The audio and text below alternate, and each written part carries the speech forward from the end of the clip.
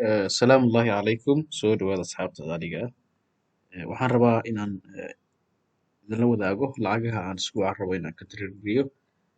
dabcan way jiraan lacago hore aan isbuucii soo dhigay oo hadda la rabo inay sii socdaan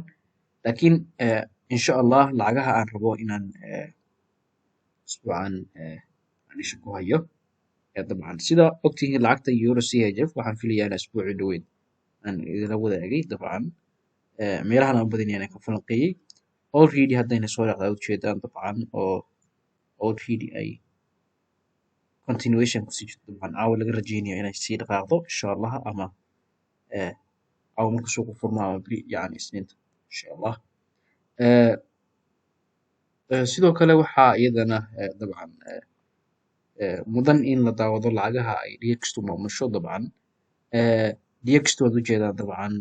in jiho baa ay u socoto dabcan oo halka ay tegayso kadibna qaabka halkaa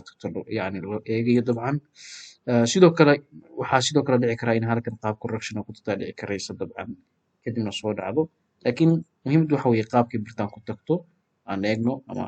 ninth rule kama dheh dabcan qaab ku tagto inaan eegno kadibna aan iyadana lacagaha USD yani maamusho aan ka faa'iidaysano sidoo kale euro USD sida aad ujeedaan halkan iyadana aad ujeedaan meeshan inaan ka sugayo wax loo qaab correction inay ku timaado haddii impasse ku timaado means already lacagtan mar waliba structure-ka update aan ku sameynaya sidoo kale euro JPY iyadana sad ujeedad iyadana dabcan isbuuca dhaweyd waan filayay in halkan correction ka sameynayso laakiin ma aysan sameysan waxaa dhacday already in lasoo laabtay double bottom hoose lasoo doontay sidoo kale lacagtan iyadana saaid u dhaqaaqi doontaa insha Allah isbuucan rajeynaya in dhaqaaqo idan isheen lagu hayo waa euro waa AUD NCD sidoo kale lacagtan AUD CHF iyadana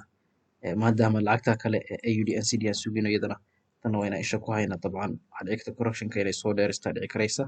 dabcan ama halkan inay kan rejection ka sameyso kadibna all the way lacagtan insha Allah uga faa'iidaysan doono iyadana isha in lagu hayo sidoo kale euro AUD iyadana waxaa laga rajeynayaa in halka ay correction ku tagto ama halkan ay ninth rule kan ay correction ku tagto dabcan waan rajeynayaa kadibna lacagtan si lagu soo faa'iidaysto iyadana sidoo kale lacagtan waa lacagta hadda idin sheegaya dabcan qofkii aan halkan ka qaadan dabcan continuation ka dhici doono dabcan ka qaato iyadana saaid uga taxadaro aad umahadsantihiin asxaabta qaaliga lacagahaas wey insha Allah lacagaha rabo inaan dabcan isha ku hayo iyadana aad umahadsantihiin